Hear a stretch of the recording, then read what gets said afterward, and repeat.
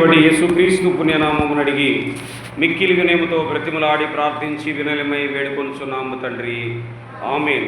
ఇక్కడ వ్రాయబడినటువంటి ఆ శ్రేష్టమైనటువంటి మాటలు కానీ మనం జ్ఞాపకం చేసుకోగలిగితే, ఎవరి వలన దేవుడు కోపపడుచున్నటువంటి వాడుగా ఉన్నాడు. మరి రాత్రికాల సమయంలో ఈ మాటలు నేను చదువుతున్నప్పుడు మరి అవిధేయత ఏమైనా ఉన్నదేమో ప్రభువా, మీరు అంటున్నారు కదా లేఖనములో, మీ కోపములు నిమిషము మాత్రమే ఉండాలని సెలవిస్తున్నారు కదా ప్రభువా, మీ బిడ్డలమైన మా మీద మరి కోపము ఎందుకు రగులుతున్నటువంటి వారుగా ఉన్నారు. మనము లేఖనములోనికి ఆ మాటలను చూడగలిగితే లేఖనాంశారముగా అసలు దేవుడు ఎందుకు మనుషుల మీద కోపపడుటకు ఇష్టత కలిగినటువంటి వాడుగా ఉన్నాడు. వెళదాం మనం లేఖనంలోనికి, ఆ మాటలు చూస్తూ కొన్ని ముందుకు సాగేటువంటి వారముగా ఉందాం. మొదటిగా దావీదు రాసినటువంటి కీర్తన 30వ కీర్తన, దావీదు రాసినటువంటి కీర్తన 30వ కీర్తన 5వ చరణంలో అంటున్నాడు, 35వ చరణంలో అంటున్నాడు చూడండి. ఆయన కోపము నిమిషము మాత్రం ఉండును, ఆయన దయ ఆయుష్కాలమంతా నిలిచి ఉండును. ఆయన కోపము నిమిషము. ఇక్కడ విశ్వాసులమైనటువంటి మనము, ఆత్మీయ స్థితిలో నడిపించబడుచున్నటువంటి మనము ఇతరుల మీద కోపం ఎంత ఉండాలి? ఇప్పుడు 1 నిమిషము మాత్రమే ఉండాలి. తరువాతను నువ్వు ఇంకనూ కోపపడుచున్నావంటే నీవు అపవాదివే, నీవు అపవాది చేత ప్రేరేపించబడేటువంటి వాడవే. నిమిషము మాత్రం. నిజముగా మనము చేసేటువంటి అపరాధములు, దుష్టమైనటువంటి కార్యముల మీద ఆయన కోపపడితే మనం ఎలా ఉండగలం ఈ భూమి మీద? మరి సత్యాన్ని మనము గ్రహించాలి కదా. ఆయన అంటున్నాడు, ఆయన వ్రాయబడినటువంటి శ్రేష్టమైన ఆయన కోపము నిమిషమాత్రం ఉండును, ఆయన దయ ఆయుష్కాలం. ఆయన దయ వలనే మనము ఇంకను జీవించుచూ ఉన్నటువంటి వారుగా ఉన్నాం. కాబట్టి మనం ఈ మధ్యాహ్న కాల సమయంలో అసలు ఎవరి వలన దేవుడు కోపపడుచున్నటువంటి వాడుగా ఉన్నాడంటే, ఆయన స్వరూపమందు సృష్టించబడినటువంటి నరులమైన మనము చేసేటువంటి దుష్కార్యాల వలనే ఆయన కోపపడుచున్నాడు. మరి ఏం చేస్తున్నా మనము? అంత కోపము రగిల్చుటకు గల ఆ కార్యములు ఏమి జరిగించుచున్నటువంటి వారముగా ఉన్నాం.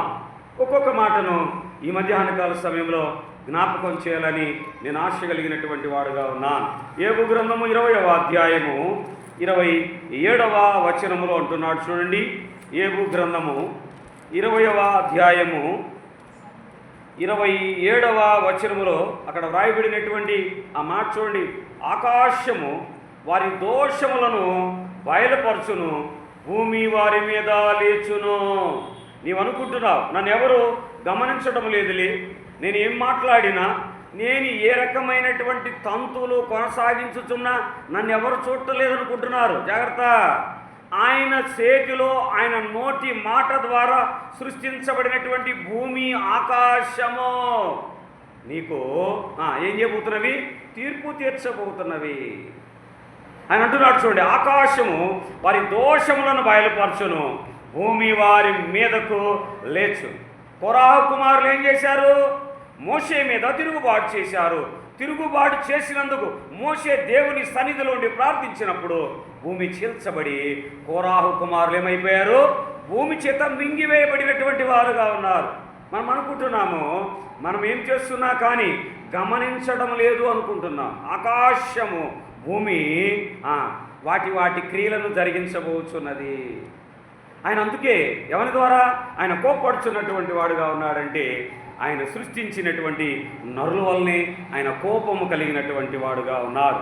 సంఖ్యాకాండ గ్రంథము 16వ అధ్యాయం, సంఖ్యాకాండ గ్రంథము 16వ అధ్యాయము 32వ వచనములో కూడా మాటను వ్రాయబడి ఉన్నది చూడండి. సంఖ్యాకాండ గ్రంథము 16వ అధ్యాయము 32వ వచనం. భూమి తన నోరు తెరచి వారిని వారి కుటుంబములను, కోరాహు బంధువులందరినీ, వారి సమస్త సంపాద్యమును మృంగివేసెను. నువ్వు అనుకుంటున్నావేమో ఒకవేళ నేను ధనవంతుడనని, ఒకవేళ నేను ఐశ్వర్యవంతుడని అనుకుంటున్నావేమో. జాగ్రత్త. భూమి చీల్చబడితే అన్నీ కూడా మృంగివేయబడేటువంటిదిగా ఉన్నది. నీవు ఆయనకు కోపము రప్పించగలిగితే, ఆయన కార్యములకు నీవు అడ్డు తగిలితే, వ్యతిరేకమైనటువంటి వాడుగా ఉంటే, ఆయన చిత్తానుసారం జరిగించనీయకుండుంటే జాగ్రత్త, దేవుడు ఈ మధ్యాహ్న కాల సమయంలో హెచ్చరిస్తున్నటువంటి వాడుగా ఉన్నాడు. నీ మీద కోపపడితే భూమి నిన్ను మృంగివేసేదిగా ఉన్నది. అన్నింటికీ ఆజ్ఞ ఇవ్వబోతున్నాడు ఆయన, అన్నింటికీ ఆజ్ఞ ఇవ్వబోతున్నాడు. జాగ్రత్త సుమ, ఏ రీతిగా నీవు నేను ఉండగోరుచున్నటువంటి వారముగా ఉన్నా. ఏబు గ్రంథము 37వ అధ్యాయము, ఏబు గ్రంథము 37వ అధ్యాయము 12వ వచనములు అంటున్నాడు. చూడండి ఆ మాటలు. 37వ ఏబు గ్రంథము 37వ అధ్యాయము 12వ వచనములు అంటున్నాడు. చూడండి, ఆయన వలన నడిపించబడినవై నరులకు నివాసయోగ్యమైన భూగోళము మీద మెరుపులు మేఘములను సంచారం చేయును. ఆయన వాటికి ఆజ్ఞాపించినది యావత్తు అవి నెరవేర్చును. ఆయన ఆజ్ఞ ఇచ్చాడంటే అవి ఖచ్చితంగా నెరవేరుస్తాయి. చూడండి, ప్రచండమైనటువంటి తుఫానులు, ఉరుములతో కూడినటువంటివి భూమి మొత్తాన్ని కూడా కంపింపజేయబోచున్నవి. మహాప్రళయము, నోవాహు జలప్రళయ కాలము, నోవాహు దినముల్లో ప్రచండమైనటువంటి వర్షము ద్వారా భూమి మీద ఉన్నవన్నీ కూడా సమస్తము తుడిచివేయబడినవి. చూడండి, సమస్తము ఆయన మాటకు లోబడుతున్నవి. కానీ ఆయన స్వరూపమందు సృష్టించబడినటువంటి నరులమైన మనము ఆయనకు కోపము తెప్పించేటువంటి వారముగా ఉన్నాం. ఆయన ఆజ్ఞలను మనము అతిక్రమించేటువంటి వారముగాను, ఆయనకు మనము విరోధముగా జీవించేటువంటి వారముగా ఉన్నాం. ఎందుకు ఆయన కోపపడుచున్నటువంటి వాడుగా ఉన్నాడు? ఎవరికి వాని పరిశీలన చేసుకోగలుగుతున్నామా? నిజముగా ఆయన కోపమునకు గల కారణములు మనలో ఏమైనా ఉన్నవో అని మనము పరిశీలన చేసుకుంటున్నామా? అంటున్నాడు చూడండి, ప్రవక్త ఎజ్రా ద్వారా అంటున్నాడు చూడండి. ఎజ్రా గ్రంథము 9వ అధ్యాయము, ఎజ్రా గ్రంథము 9వ అధ్యాయము 14వ వచనములో అక్కడ వ్రాయబడినటువంటి మాట చూడండి. ఎజ్రా గ్రంథము 9వ అధ్యాయము 14వ వచనములు అంటున్నాడు చూడండి. ఈ అసహ్య కార్యములను జరిగించిన జనులతో సంబంధములు చేసుకుని పక్షమున మేము నాశనమగుదము. శేషమైనటువంటివి లేకుండానట్లు, తప్పించుకున్నటకు సాధనమైన లేకుండానట్లు నీవు కోపపడుదువు కదా. ఎవరితో సాంగత్యం చేశారు ఇశ్రాయేలీలు? ఎవరితో సాంగత్యం వద్దన్నాడు? ఎక్కడ నుంచి ఎక్కడకు ప్రభు అయినటువంటి యేసుక్రీస్తు తన బిడ్డలైనటువంటి ఇశ్రాయేలును రప్పించాడు. వారికి సమృద్ధి అయినటువంటి ఆహారం అందించాడు. వారిని ఆరిన నేలైనటువంటి ఎర్ర సముద్రంలో దాటించాడు. వారిని నది దాటించి అద్దరకు చేర్చినటువంటి దేవుడు ఏమి సెలవిచ్చాడంటే, అన్యులతో సాంగత్యము చేయవద్దని చెప్తే వారు వాటిని అనుసరించారు. కాబట్టి ఇశ్రాయేలీయులు ఐగుప్తు నుంచి విడిపించబడ్డారు, మంచిదే. కానీ మరలా 21 మంది న్యాయాధిపతుల చేత పరిపాలించబడినటువంటి వారుగా ఉన్నారు. మరలా న్యాయాధిపతుల చేతికి వారిని అప్పగించారు. వారి అవిధేయత, వారి దోషములు, వారి దేవుని మీద తిరుగుబాటు చేసినటువంటి వారుగా ఉన్నారు. కాబట్టి మరలా న్యాయాధిపతులకు అప్పగించాడు. రాజచర నుంచి విముక్తి కలిగించాడు. కానీ మరలా న్యాయాధిపతులకు అప్పగించినటువంటి వాడుగా ఉన్నారు. చేయకూడనటువంటి పనులు, ఒకవేళ సహోదరి సహోదరులారా, ఈ మధ్యాహ్న కాల సమయంలో దేవుడు మనలను ఏ పనులను చేయకూడదని సెలవిచ్చాడో వాటిలో మనము ఇంకానో చేస్తున్నటువంటి వారముగా ఉన్నామా? వాటిని లేనటువంటి వారముగా ఉన్నామా? అందుకే ఆయన మన మీద కోపపడుచున్నటువంటి వాడుగా ఉన్నాడు. 119వ కీర్తన 128వ చరణంలో కూడా అంటున్నాడు. చూద్దాం ఆ మాటను. 119వ కీర్తన 128వ చరణంలో అంటున్నాడు చూడండి. నీ ఉపదేశములన్నీ యథార్థములని నేను వాటిని మన్నించుచున్నాను. నిజముగా ఆయన పరిశుద్ధ లేఖన గ్రంథములో వ్రాయబడినటువంటి సత్యమైనటువంటి మాటలు మొత్తము కూడా యథార్థములని ఆయన సన్నిధిలో ఆయనను ఆరాధించేటువంటి బిడలము యథావిధిగా మనము నమ్మాలి. ఇక్కడ దుర్బోధలు ఉన్నవి, మంచిదే కాదంటలేదు. దుర్బోధలు ఏంటంటే కల్పన కథల చేత చేపట్టేటువంటి దుర్బోధలు. వాక్యం అంటే ఉన్నది ఉన్నట్టుగా ప్రకటించడము, లోకానుసారమైనటువంటి వాటిని క్రోడీకరించడమే దుర్బోధలు. లోకానుసారమైనటువంటి మాటలు మాట్లాడటమే దుర్బోధలు. దేవుని వాక్యము ఉన్నది ఉన్నట్టుగా సూటిగా మాట్లాడటము దుర్బోధ కాదు. ఉన్నది ఉన్నట్టుగా ప్రకటించగలగాలి. వారు ఒకవేళ నొప్పుతారేమో, మెచ్చుకోరేమో, ఒకవేళ వారు కోపపడతారనేటువంటి మాత్రముగా వాక్యాన్ని బోధించకూడదు. ఉన్నది ఉన్నట్టుగానే బోధించాలి. జాగ్రత్త, రెండు తీర్పులు ఉన్నవి బోధకులకు. విశ్వాసులకు ఒక తీర్పు ఉన్నది, బోధకులకు రెండు తీర్పులు ఉన్నవి. నీవు అబద్ధ బోధలు బోధిస్తే రేపు ధవళ సింహాసనమునందు తీర్పులో నీవు లెక్క ఒప్పజెప్పేటువంటి వాడవుగా ఉండాలి. దేవుని బిడ్డలు ఆ వాక్యంలో ఉన్నటువంటి మర్మములను గ్రహించుటకు వారు ఆ విజ్ఞాపనలో యాచించాలి. అయ్యా, పునరుద్ధాంత దినములో మరి ఏ వాక్యములు అందించబోతున్నారో దేవుని బిడ్డలు, వాటిని మేము గ్రహించుకునేటువంటి అట్టి మనస్సును మాకు అనుగ్రహించాలని ప్రార్థన పూర్వకంగా సిద్ధపాటు కలిగి ఆరాధనకు వచ్చాలి. కొంతమంది చెప్తున్నారు బోధకులు, అర్థం అవుటకంట లోకానుసారమైనటువంటి పరిభాషను ఉపయోగించాలంట అంటున్నాడు కదా పరిశుద్ధ లేఖన గ్రంథంలో. వాక్యములో ఉన్నటువంటి ఒక్క మాటను కానీ తీసివేయకండి, లేనటువంటి వాటిని చేర్చకండి అంటున్నాడు. మరి లోక సంబంధమైనటువంటి మాటలు చేర్చడం వల్ల దోషములే కదా, ఇవి కదా దుర్బోధలు అనేటువంటివి. అక్కడ అంటున్నాడు చూడండి, రాయబడి, నీ ఉపదేశములనియు యథార్థములను నేను వాటిని మన్నించుచున్నానయ్యా, నేను వాటిని ఆస్వాదిస్తున్నాను, స్వీకరిస్తున్నాను ప్రభువా. నిజముగా నీవు సత్యమైనటువంటి మాటలనే నీవు నీ ప్రవక్తల ద్వారా వ్రాయించినటువంటి వాడుగా ఉన్నావు. నీ ఉన్నతమైనటువంటి ఉపదేశములను మేము అనుసరించుటకు నీ జీవగ్రంథములో వాటిని లిఖించినటువంటి వాడుగా ఉన్నావు. వాటి యందు మేము భద్రపరచబడాలి, శుభ్రపరచబడాలి. మమ్మల్ని మేము అట్టి వైపు మరలించుకునడానికి మా ఆత్మను మేము సంసిద్ధతను కలిగినటువంటి వారముగా ఉండాలి. ఇది కదా సిద్ధపాటు హృదయం అనేటువంటిది. ఇది కదా సిద్ధపాటుకు కలిగినటువంటి ప్రాముఖ్యమైనటువంటి అంశము. ఉపదేశములన్నిటిని యథార్థములనే వాటిని మన్నించుచున్నాను. అబద్ధములన్నీ నాకు అసహ్యములు. ఏంటి అబద్ధములు? దుర్బోధలే అబద్ధములు. లేని వాటిని ఉన్నట్టుగా కల్పితమైనటువంటి లోకానుసారమైనటువంటి సారాంశంతో బోధించేటువంటి అబద్ధమైనటువంటి బోధలు, వాటిని ఖచ్చితంగా విశ్వాసమైనటువంటి వారు పరిశీలించాల్సిందే. దేవుని యొక్క వాక్యము సూటిగా స్పష్టంగా ఎందుకు దేవుడు కోపపడుతున్నాడు, ఆయన కోపపడుటకు గల మనలో ఉన్నటువంటి అవిధేయత ఏమై ఉన్నది. ఈ మధ్యాహ్న కాల సమయంలో ఆ మాటలు చదువుతున్నప్పుడు, ప్రభువా నీకు ఆయాస్కరముగా ఏమన్నా మేము దయతో జీవిస్తున్నామేమో. ప్రతి విషయంలో కూడా దేవునికి వ్యతిరేకంగా జీవించగలిగితే అది దేవుడు కోపపడినటువంటి వాడే. నిజముగా మరి సహోదరుడు తెలియపరిచాడు, సొంత వాటికి మేము అధికంగా పాల్గొంటున్నాం కానీ దేవుని కార్యంలో పాల్గొనకపోవటం కూడా అది అవిధేయతే. అది అవిధేయతే. అది ఇక్కడ అంటున్నాడు జ్ఞాని అయినటువంటి సొలొమోను, సామెతల గ్రంథము 8వ అధ్యాయము, సామెతల గ్రంథము 8వ అధ్యాయము 13వ వచనంలో వ్రాయబడినటువంటి అశ్రేష్టమైనటువంటి మాటను కానీ మనం జ్ఞాపకం చేసుకోగలిగితే, సామెతల గ్రంథము 8వ అధ్యాయము 13వ వచనం, యెహోవా యందు భయభక్తులు కలిగి ఉండుట చెడుతనమును అసహించుకునుటయే. నీవు నిజముగా ఆయన యందు భయభక్తులు కలిగి ఉంటే లోకానుసారము నుంచి నీవు ప్రత్యేకించబడతావు.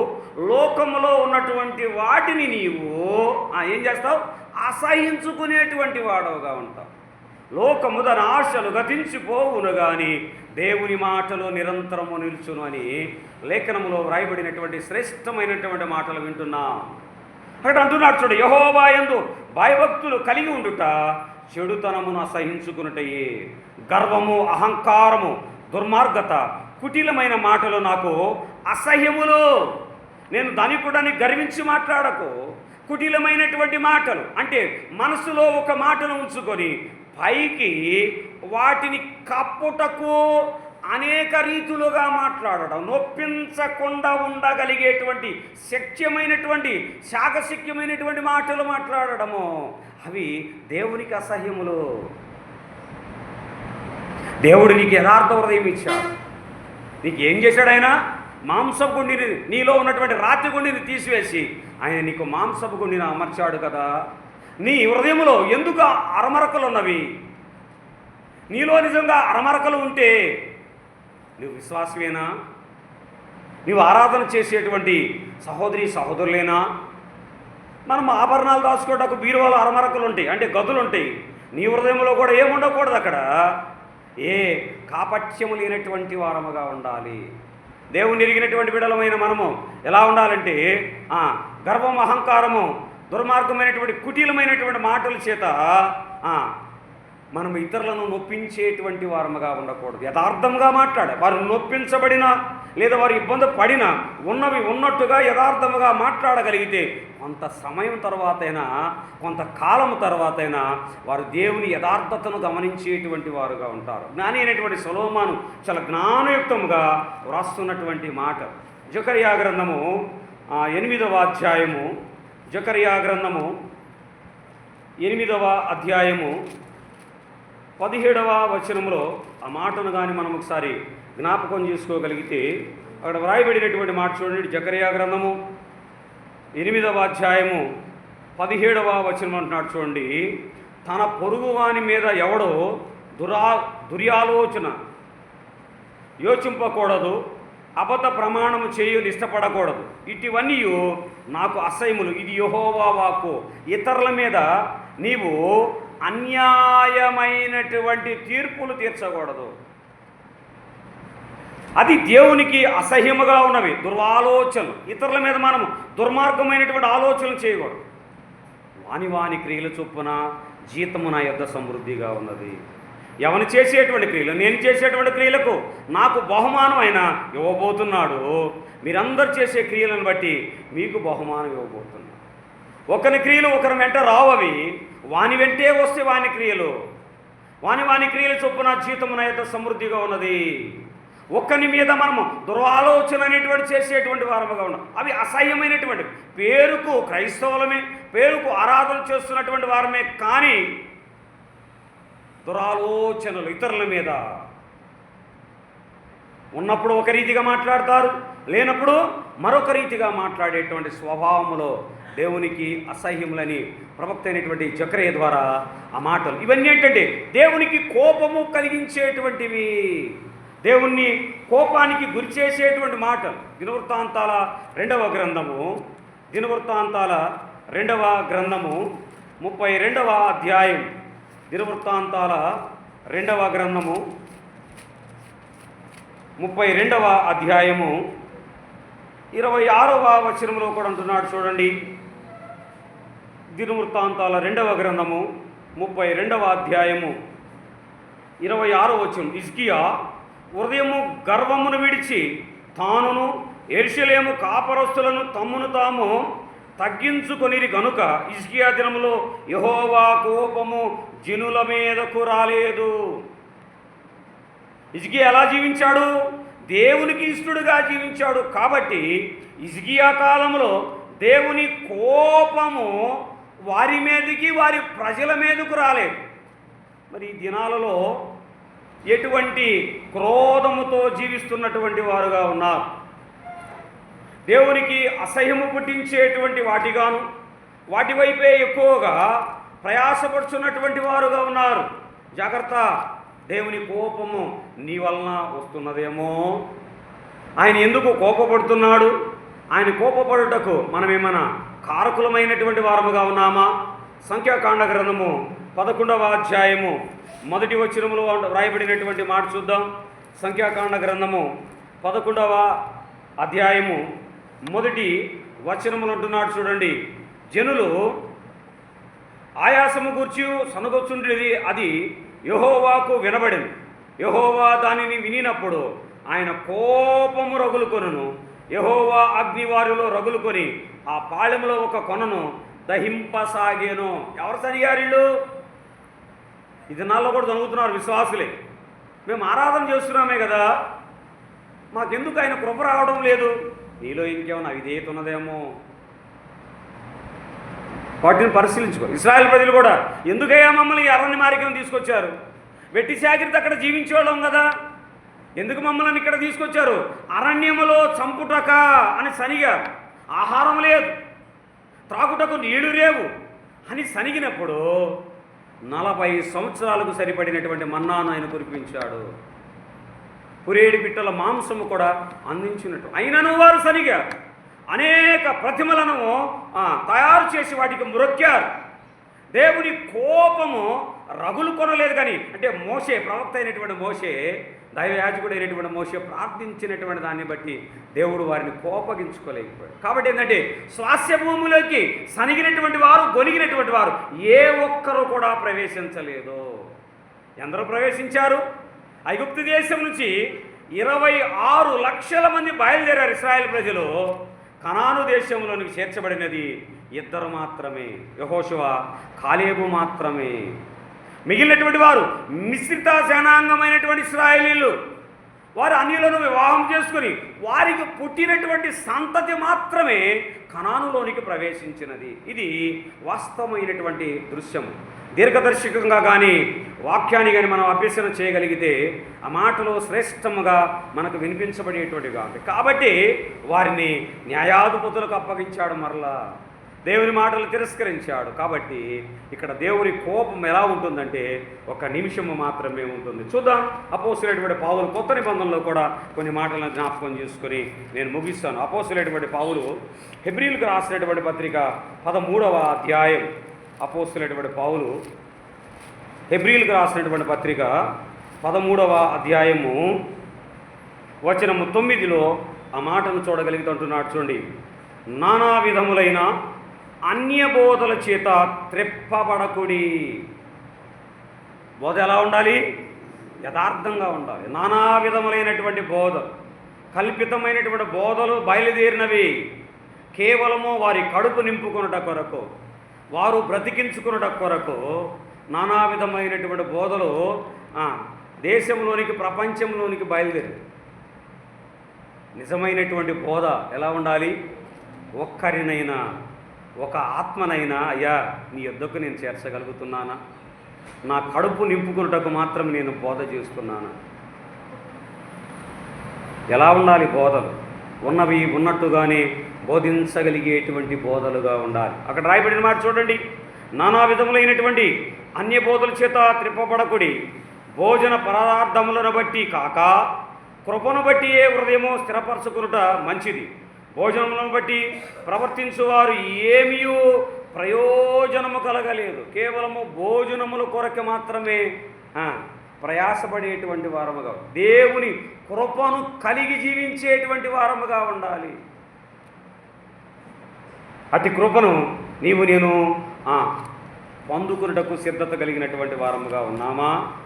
అపోస్తుల కార్యాల గ్రంథము 6వ అధ్యాయము 1వ వచనంలో కూడా ఒక మాటను చూద్దాం. అపోస్తుల కార్యాల గ్రంథము 6వ అధ్యాయము 1వ వచనంలో అంటున్నాడు చూడండి.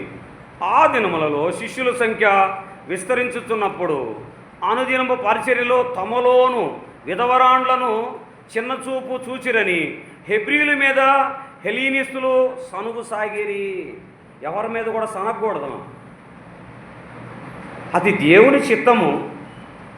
దేవుడు వారికి ఇచ్చినటువంటి తలంపుల ప్రకారము విధవరాండ్లను గౌరవించకూడదా? అది వారు చేసుకున్నటువంటిది కాదు కదా, అది దేవుని చిత్తం. ఎవరి మీద మనం సనగకూడదు. మనమందరం ఒకే రక్తంలో కడగబడినటువంటి వారముగాను, ఒకే పానీయంలో పాలిభాగస్థులమవుతున్నటువంటి వారముగా ఉన్నాం కదా. మరి ఎందుకు సనుగులు గొనుగులు? ఈ సనుగులు గొనుగులు దేనికి దారి తీస్తున్నవి? దేవుడు కోపపడేటువంటి దానికి దారి తీస్తున్నవి. నీవు దేవుణ్ణి కోపము రగిల్చుటకు ఇంకనూ ఇష్టత కలిగినటువంటి వారముగా ఉంటున్నావేమో. ఈ మధ్యాహ్న కాల సమయంలో వాటి నుంచి మీరు విడవబడండి. దేవుని కృప మెండుగా మన మీద ఉండాలంటే వాటి నుంచి మనం విడవబడేటువంటి వారముగా ఉండాలి. యాకోబు భక్తుడికి రాసినటువంటి పత్రికలు అంటున్నాడు ఒక మాటను, 5వ అధ్యాయము 9వ వచనములు అంటున్నాడు ఒక మాటను. అంటున్నాడు చూడండి, సహోదరులారా మీరు తీర్పు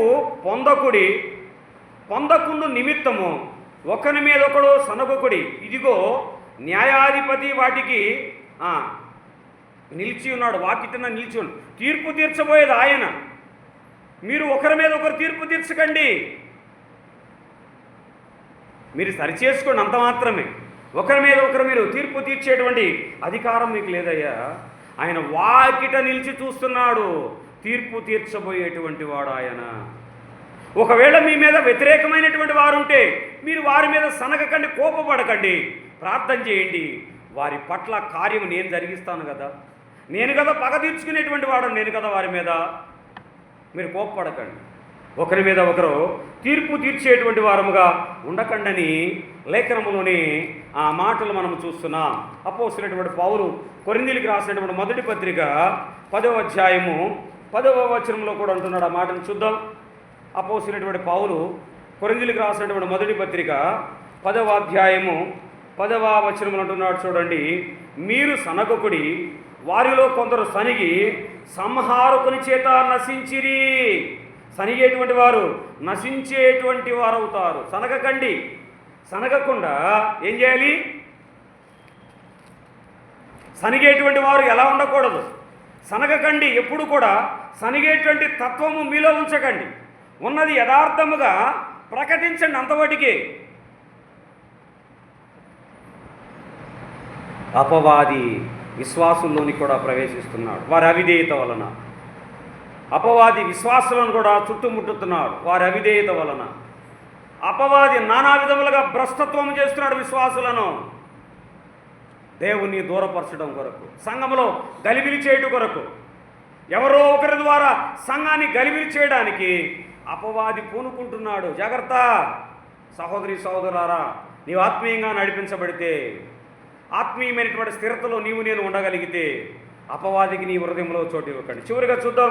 అపోస్తలుడైనటువంటి పౌలు ఫిలిప్పీయులకు రాసినటువంటి పత్రిక 2వ అధ్యాయము 15వ వచనంలో అంటున్నాడు చూడండి. 14, 15 వచనాలు అక్కడ కలిసే ఉన్నాయి. ఆ 2 మాటలు వ్రాయబడినటువంటి మాట, మీరు మూర్ఖమైన వక్రజనముల మధ్య రాదులను నిష్కలంకులుగా అనింద్యులనై దేవుని కుమారులగునట్లు సనుగులను సంచయములను మాని సమస్త కార్యములను చేయండి. మీలో కల్ముషములు ఉంచకండి, సనగకండి, నిష్కలంకులుగాను. అంటే ఎట్లా ఉండాలి?